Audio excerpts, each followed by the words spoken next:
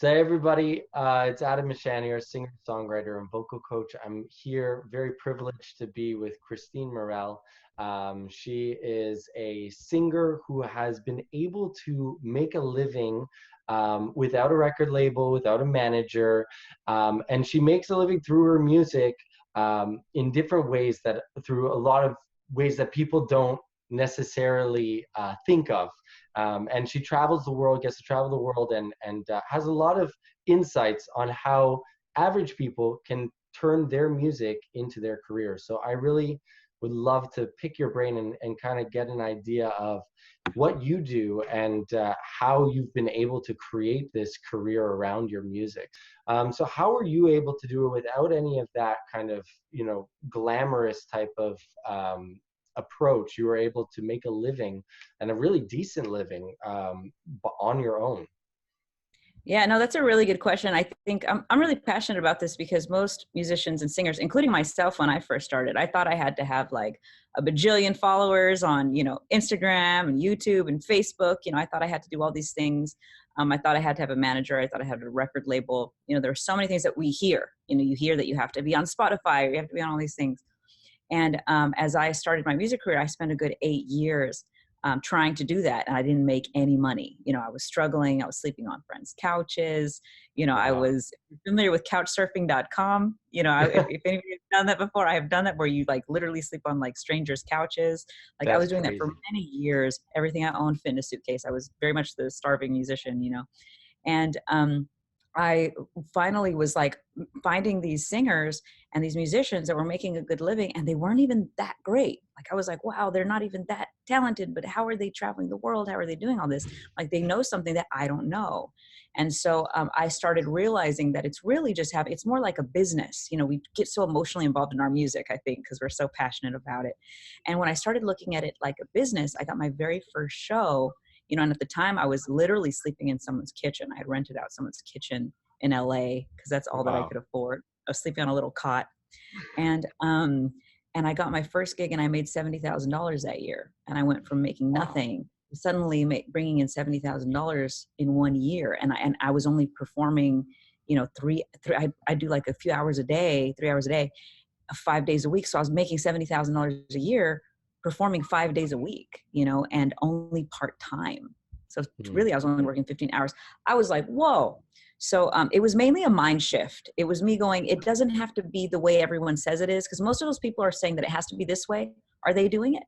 No, Hmm. because if they were actually doing it, they would know that you don't have to do that. So I had to get out of the state of being like, it has to be done this way, and started to go, no, there's got to be other ways. I got to treat this like a business and come up with a plan. And I did, and my life changed.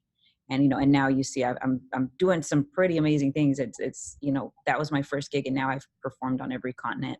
And I do about 200 paid shows, sometimes even more, a year. So it's definitely that mind shift change. Wow, that's truly amazing. That's pretty incredible. When you notice that like shift in mindset, what what did you do differently that kind of made it kind of go from that I'm not making any money and I'm chasing this dream to being able to, really kickstart that career? Yeah. So I started, again, I started putting together like a plan. I started looking at it like a business. And most of that was, if I'm not famous, if I don't have a social media following, then I can't really put on a concert, right? Because no one's going to show up because nobody knows who I am. So, okay. So there's an obstacle. Well, but I'm really good at what I do, entertaining. So if I'm really good at entertaining people, even strangers, I'm good on stage, I'm not shy, then how do I get away with not being famous? So I always tell everyone, be very careful of the questions you ask, because those are the answers you're going to get. So my question was, how do I, as a non-famous person who doesn't have a social media, I can't sell tickets, none of that, how do I make a living doing music? Okay, first thing that came to mind was, maybe if I went to a place like a bar or a casino or a place that already has tons of people there, but there's no music. People go places and they jump from one place to the next, right? But if you're a Hmm. business owner, you want them to stay in your establishment. So if you're a casino or a restaurant or a bar and there's people there, but you notice they come in, they buy a drink, they leave. I thought, if I put on a great show for these people that already exist, they'll stay and they'll keep spending money. So Hmm. I found places that already had you know, crowds that already had people there, but they weren't being entertained. And I thought, if I bring value to this establishment, then they're going to pay me. So it's very important to think of ourselves as we have to also bring value to the. He needs to have a diaper change. Oh, So, all right, sorry about that. My son just wanted to let me know that my other son needs a diaper change. So yeah, we're back it's important stuff. on. Yeah, well, I mean, going back to it, I was just saying the value, you know, creating value for your venues. So really looking at yourself as a business. So a lot of musicians are like, I deserve to get paid. Well, why do you deserve to get paid? Are you bringing business to that business? So keeping that in mind, I needed to be able to put on a great show, entertain people that were already at these places. So I specifically found places that already had crowds that I knew if I could keep them there so they buy one more drink or two more drinks, or if it's not a bar, if it's a restaurant, if I can get them to stay and buy dessert and they're spending more money and the business is going to see that they're getting more people there and that sort of thing, then they're going to want to hire me and they're going to want to, you know, keep hiring me. That's the thing. They're going to want to ask me to come back every Friday. And at the end of the day, all you need is a few venues to ask you to come back once a week and you're making a living. You know, you don't need a lot of customers. You know, if you own a restaurant, you need hundreds of customers coming in. You're a musician, you just need maybe 4 people, 4 places to like you. And now you're making a living because you're going back every week. So that was one of the things that I implemented, that I said, okay, let me, how do I get creative with this? And, you know, and that was one thing that completely changed my life. Wow, that's really incredible. So it sounds like there's really 2 things that you kind of honed in on. One is, you know, the mindset of thinking like, well, I have to build this audience. Like I need to become famous so that I have an audience. Whereas you said, why should I spend all this time knocking my head against the wall building an audience? There are audiences already ready made. Like, why don't I go to one of these ready-made audiences and I start doing that? So that's really very cool, awesome outlet to have. And Yeah, then I'm just number lazy. 2 is the idea of creating value, right? Like it makes you much more worthwhile to, like, you don't feel like they're doing you a favor by hiring you. You're bringing them value. So the more you're there, the better off they're going to be. Yeah, absolutely. And at that point, you know, it doesn't even matter if they like your music. If the people like your music and they're spending money, then the venue doesn't care. The venue goes, I want her back because I'm making money, and the venue just needs to make money at the end of the day. So, of course, you know, you do want that. You want everybody to like you. You want to find a great show, but I think so many people are constantly, like musicians are always, you know, saying like, I deserve to get paid. I've already put in my time. Well, are you bringing value though? Have you made yourself valuable? I think it's very important to consider that as you know, demand. And then as you bring more value, you can ask for more money as well. You know, For you sure. can try more. That makes sense. And you were mentioning that you've performed at like bars, clubs. Are there any other venues, like cool venues that you've performed at in the past? Yeah, absolutely. So I've done just about everything. I've done everything from like 20,000 person auditoriums to small little lounges where there's like, you know, 30, 40 people in. And what I love to tell people about is so many people are focused on, you know, these big shows. Like, how do I get on these big lineups? How do I do this stuff? And those are very fun.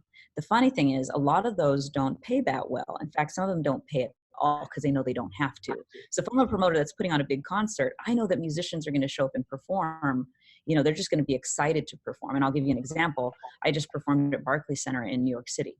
It was 20,000 people. There was some of my favorite artists. It was like Jagged Edge. I love 90s R&B. It was like Lil Kim, Faith Evans, like Brian McKnight, Mario, you know, all these really amazing artists. I performed. Wow. Those are huge, man. Oh my God, my favorite lineup. I was like in heaven. That's And incredible. yeah, they flew me out there and I performed and everything. They covered all my expenses, but I didn't get paid, you know, but I was like so excited to do it because I just wanted to do it. Well, that's an example. They can get these musicians. I'm not famous, right? But I was the only non-famous person on that whole lineup. And that's why I tell everyone, get involved in these amazing, I was the only one. And a lot of that came from the gentleman that the promoter, Adam Torres concerts, what up? He, you know, I was doing these shows in San Francisco where I was performing and I was getting people, again, I was showing up at bars and showing up at small places where no one knew who I was, but I was getting the whole place packed. You know, the whole place was getting packed and people were like, why is this place packed? well, it was, I put on a great show and these people would come in and they would never leave. And he saw that and he was like, man, and I was doing R&B music, flew me to New York to do it. I was happy to do that, but I didn't get paid. Now, I show people, I play at a small casino here. I live in Las Vegas, small casino. And on a good night, I'll walk away with about $700 in one night performing for strangers. And there's not more than 50 people in the room. None of them know who I am. None of them came to see me. Wow. So when I tell people, I'm like, there's money in performing in small venues, restaurants, bars, that sort of thing, because they want you to stay there. They need you to make money. The guy that was flying me to New York to sing in front of 20,000 people, he already made money. He already sold 20,000 tickets off these other people. He doesn't have to pay me. I have no value, except that he just liked what I was doing. He knew I would entertain them. So he did spend money on flying me out there, but he knew I was excited to do it, that I was going to do it for free, and most musicians will actually pay to get on those stages. So some of those promoters charge you to be on those stages. I've paid to do that. I've done that in the past. I've actually paid hundreds of dollars to be on stage. So that's the difference between coming out negative and then performing in a lounge or performing in a restaurant and making up to $700. And I've made more than that in a night, but making that much, and on the low end, making a couple $100, but that's still great. You're making a living, you're doing what you love, you're getting paid. And how many people can get paid a few $100 for like 3 or 4 hours of your time? That's not bad. Yeah, not bad at all. And the difference between that low end and that high end, is that tips essentially that makes that? A lot of that is tips. So it's really important to, when you get there, obviously, if you don't know anybody there, you got to be really engaging, talking to people. My thing is, for me, like when I take my breaks, I don't take my breaks. I go and I talk to people. I'm making sure to ask them, what's going on, getting to know everybody, getting people to dance, getting people to sing along, that type of thing. So you're working for that, and it's great and it's fun and it's fulfilling. You're using your talents, you're using your gifts. And there's just methods. There's always a way to make money, regardless of what people say. And the truth is, most of those people that have 1 million YouTube followers, that have, I have a friend that I forgot how many millions of plays he got on Spotify. And he's like, look at my check. It was like $24 or something. Like, that is awful. I know you spent years building up that Spotify following and that, and you took $24. That's what you made when, God. I'm bringing home like 700 in a night with 0 streams. So there's definitely a mindset again. For sure. So how does it feel to be able to do what you love and make a living doing it? So it's absolutely the most incredible thing you could think of, I mean, like for me, it was in the past when I was doing a lot of jobs off of things that I found online, like classified ads, like Craigslist. I know there's not Craigslist everywhere in the world, but Craigslist has little odd jobs. So I'd be out like passing out flyers or working. I was a waitress. I worked at Domino's Pizza. I worked at Red Lobster. I've done a lot of different things. Worked in a tortilla factory. Oh, wow. Yeah, I've done all that stuff. And, and the whole time I was there, I was thinking, I have this talent. I have this gift. I play piano as well. I've worked so hard to be a good pianist. And I'm here. I'm not getting paid for my gift. I'm not getting paid for using my talent. Not only am I not making money, I'm not fulfilled. I don't feel like I'm, full. I'm empty. Like the hidden benefit of all this was once I started performing, suddenly I'm on a stage and not only am I making money, and the money's great, but the most fulfilling thing is being on stage and seeing people dance, seeing people that you made their like night, at least for the night, better. That people come up to you and they're like, oh my God, I haven't had this much fun in a long time. Or you have someone come up that's like, oh my gosh, that was my son's favorite song. He passed away recently. It meant so much to me that you just performed it.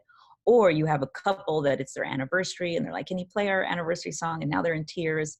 There's all of these different fulfilling things that you get because music is so impactful. And I believe that music is the most powerful thing you could possibly share with people. So if you have a gift, what I'll say is, by you not sharing it with the world, it's almost selfish. It's almost like, what are you doing? Why are you letting, whatever's in your head, whatever voice is telling you you can't do it, or maybe you're scared to get on stage, you're depriving the world of hearing something magnificently powerful.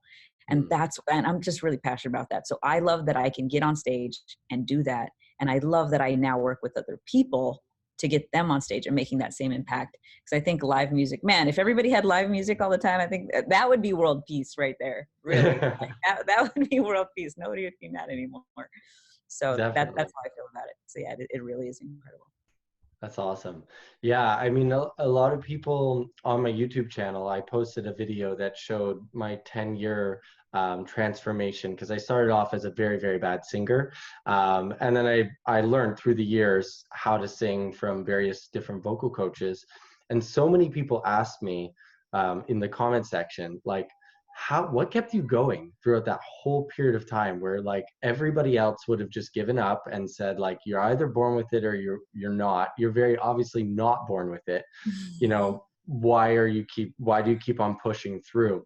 And I always tell them it's because I had a massive passion for it, but I never had the talent to match that passion. But that passion came from being able to see these people on like, you know, The Voice or on, you know, American Idol or on a massive stage.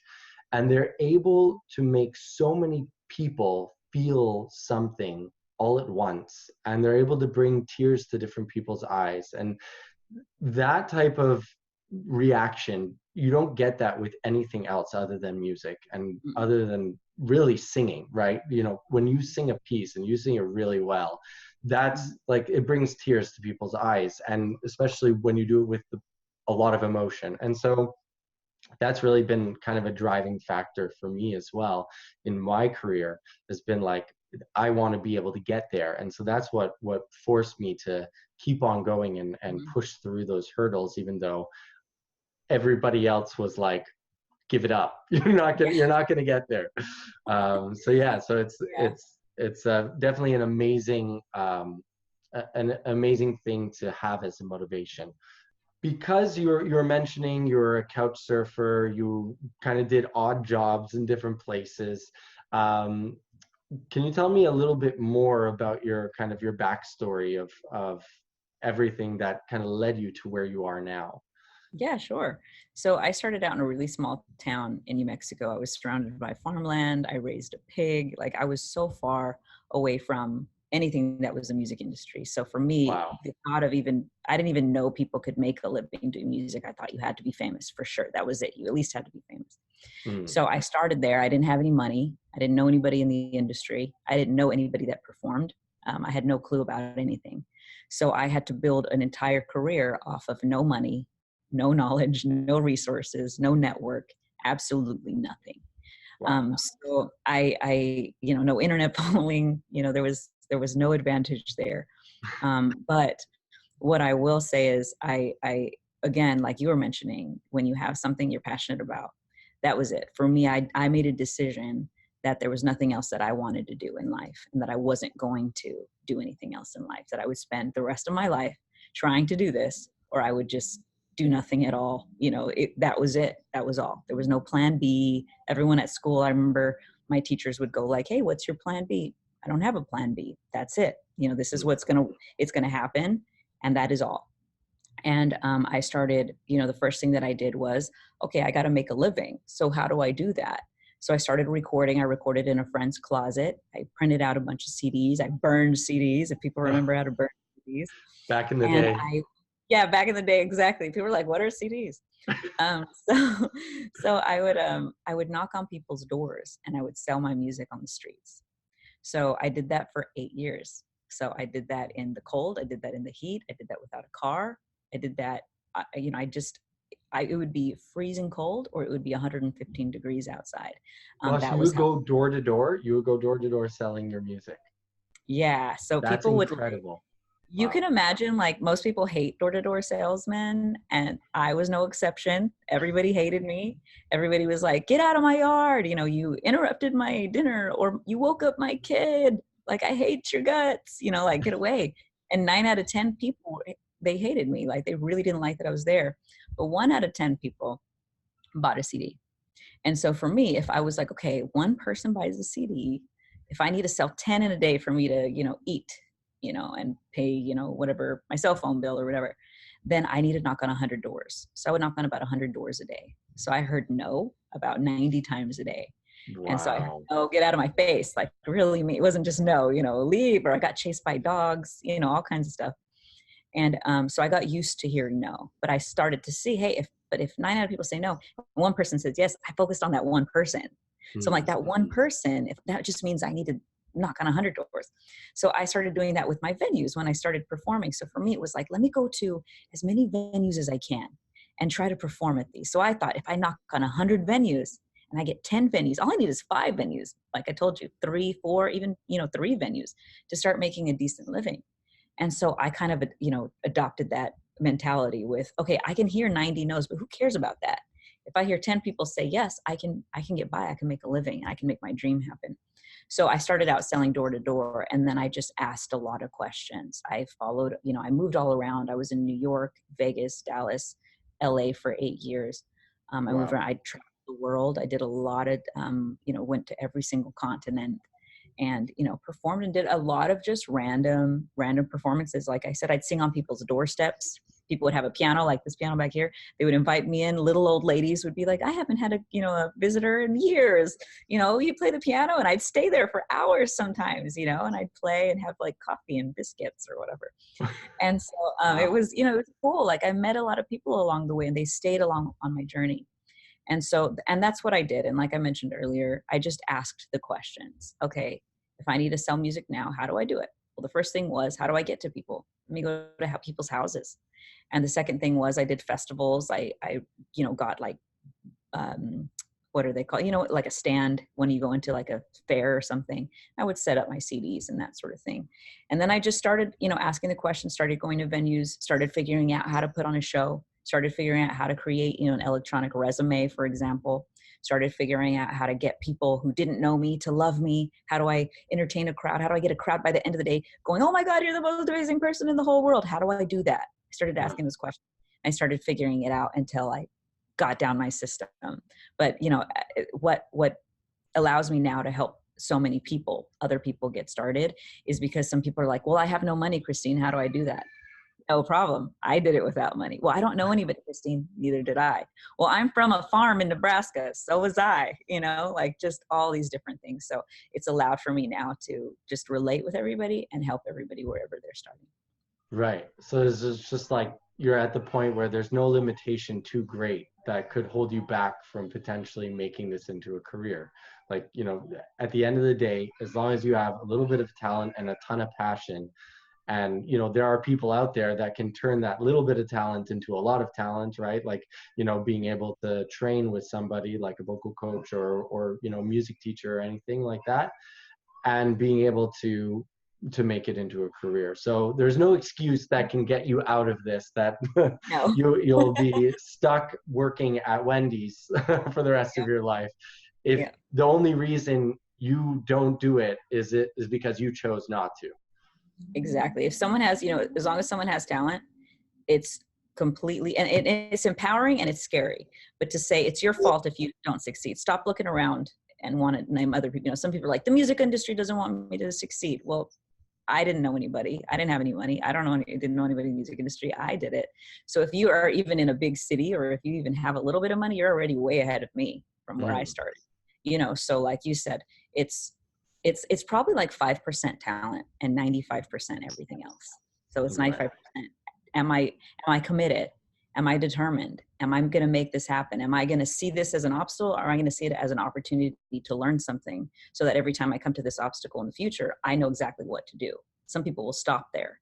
I think that's an amazing philosophy for life in general, because like failure only becomes failure when you decide not to get back up and try it again. If you don't turn that into a learning experience, then you failed, because you're deciding to give up. But as soon as you say, no, I'm going to try again, I'm going to push through, now you have something that you learned from. And so it's really, you can turn it into your future success. Yeah, absolutely. And I'll just say that, like, if I hadn't, I look back at those like 8 years and I think, gosh, most people honestly would have stopped. 8 years is almost a decade. That's a long time to be trying to. It is a long time. But I've done so much, and I've gone to Asia, Africa, Australia, Hawaii, all over. I've done a 25 city tour around the country that I created. I chose my own road trip that I wanted to do, and I traveled for 3 months, 7,000 miles across the country. Gone to Europe. I performed on 6 continents. I've done cruise ships and gone to Tahiti and Bora Bora. I've gone shark diving in exotic islands that I've never even heard their name before. Like, I've done these things where I like get off a boat and it looks like I'm on another planet. you know, that I've things that most people would have to spend so much money to do, and I'm getting paid to do it. I'm so happy that I stuck with it for those 8 years. But the funny thing is now, and why I'm so passionate about, obviously I'm living my dream, but helping other people do it, is that now most of the people that I work with are able to do it within, you know, at the longest months, but some of them were booking their paid shows within weeks. So like those 8 years of everything that I did, to be able to go, hey guys, not only can you make this happen, but you can do it in weeks, you know, like that fast, and not go to college for 4 years and spend $100,000 and be in student debt and still not know how to book shows. So I'm just, it was a long road, but I'm so happy that I stuck with it. Kristine, since you've worked with so many musicians and singers, to be able to kickstart their careers and get them on a path that will lead them to have a very prosperous career in music, what are some of the myths that you've encountered with a lot of your students that you feel like hold them back from being able to take that step and be able to get to that place where they need to build a career? Yeah, there's so many. Oh gosh, I hear so many. You know, one, like we talked about social media, where they're like, I don't have a social media. Yeah, I only have 2 followers. Well, guess what? You don't even have to have social media at all. You don't even have to have an account. I don't have a manager. I've done 1 year, I did 400 shows. I did 400 paid shows that year, because sometimes I was doing 2 a day. I still don't have a manager now. I still don't have one, and I'm doing all this. You know, I need a record label. That's one. Well, you don't need a record label. I've proven that as well. Right. You know, and then there's the other ones where people are like, well, I'm a beginner. I've never done a paid show in my life. Okay, that's a good question, you know, to ask about. Again, if you have the talent, that's all you need. You just need the talent and then the determination. So I've worked with a young lady I actually just worked with. Her name was Amy. She was a student. So she didn't have any time. She didn't have any money. She very little anything. Never done a paid show. We actually got her a paid show within 2 weeks. So she was one of those people. It doesn't play an instrument, nothing. Wow. So we got her first page show, and I actually have an interview with her. If people want to find me on Facebook too, you know, I posted it because she was like, I never had any clue that, you know, this could happen, because she was told all these other things, you know, that you had to have. Another big myth is, am I too old? You know, that's a big one. People think, you know, they're too old. You know, I'm not 21 anymore, Kristine. Well, I work with people even in their 50s. I have a good friend of mine that makes into 6 figures, probably about 55 years old. As long as you're physically able to get on stage, that's all you need to be able to do. We're not talking about Hollywood where you're trying to get famous. Maybe Hollywood, you should, you know, they being young is to your advantage. But when it comes to performing, it's not. The advantage is, do you know how to put on a good show? For people who don't, how can you do that? How can you put on a good show? And so it's all about talent. It's really more about your ability to entertain. So it doesn't matter how old someone is. It doesn't matter if they know anybody. You know, that's a big myth. It doesn't matter how someone looks. That was a big one. You know, I was performing. I just had a baby, just like yourself. You were like, diaper change. My mom is watching my baby right now in the other room. So I was performing up until I was 9 months pregnant. Until I think a week before I had my baby, I was still performing. Wow. So people are like, that's a big myth, where they're like, you have to look a certain way. You have to be skinny. You have to be this. You have to be that. You know, I was pretty big, you know, I had a baby a week later. And, you know, there was no hard time booking my shows. People didn't care. You know, it's not like you're trying to go get a record deal. It's not like you're walking into seeing a record executive looking at you like, wait, what? No, it's not that. Performing is a very different industry than getting famous. So what I think is, I love this because it gives so much hope to people who think that they had to have all the things that Hollywood said. Well, if you're not trying to get into Hollywood, then you don't have to abide by Hollywood standards. You don't need to do all that extra stuff. You know, most of the people that I work with are average people, average looking, average, you know, minimum, you know, middle of nowhere in the United States. You know, people that are just average person with a little bit of talent and a lot of drive. And that's what's most important. And that's what most people don't have. You can take a beautiful human being that has all the talent in the world, and they will never get a show. And I've seen it all day, and they will never get a paid show because they don't want to apply it themselves. So that's a big one. Yeah. So there's a lot of for everybody. For sure. And I mean, it also sounds like having the drive is a portion of it, but if it's directed in the wrong avenues, like going door to door and selling your music, right, you can keep on banging your head against the wall and at a certain point, you're going to need the right guidance. And I think that that's what they're here for, is to find out the guidance. Kristine, how can I learn from you to be able to get this going in my life? So if our audience right now is asking that exact question right now, how can they go about finding out how they can learn from you? Yeah, absolutely. So there's lots of ways, but the one way that I recommend the most is I like to give away, lots of free tutorials and free guidance and show people how to book stuff, and obviously to work with me, I do, charge a fee, but I invite people to check out some of the opportunities that you can get just for free, right? So if they check the description, I actually do a whole webinar on, one, how to entertain a crowd that doesn't know you, because that's an important thing, like I mentioned before.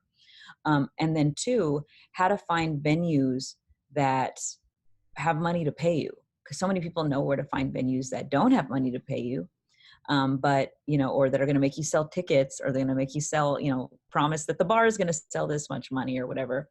I show them, artists, musicians, bands, anybody that wants to do this, how to find those venues, what questions to ask. And not only that, I show them exactly how to contact them and what to say to them, this is probably the most valuable tutorial that I love to share with people, that it can change your life just by spending, some time in your day watching this one tutorial. So what I would recommend for people is checking out the description, joining what I do. You can go on and watch me live and watch me teach you how to find these venues and how to put on that show. So check the description. Anybody watching that wants to get started, take this free information. This is one of those things that took me 8 years to figure out. And I'm just like handing it to you right now, like just handing it to you guys. So anybody that's watching, this would have changed my life had I watched it, in year 1, for example.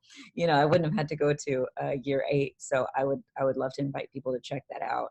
And, even, just get some time put aside, invest in yourself, put that time investment in yourself. Because if you say, I want to be a singer, I want to be a musician, and then you just sit around and post some videos on YouTube and hope that someone's going to discover you, it's not going to happen. You have to be proactive with your career. And had I done that, I wouldn't be here now saying, oh my God, I did 1,000 shows in a period of 3 years.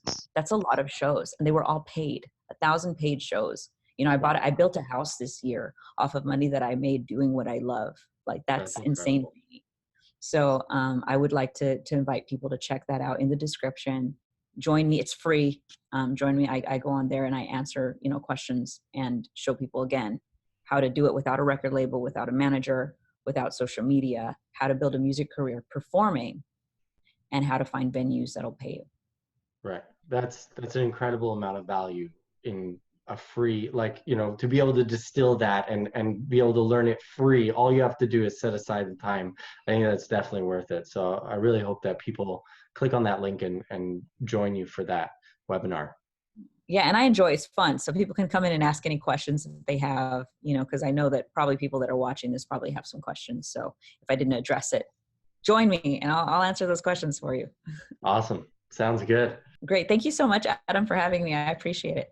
My pleasure. Anytime. Thank you so much for joining me. It's been a pleasure being able to speak with you and getting to hear your story. It's really incredible.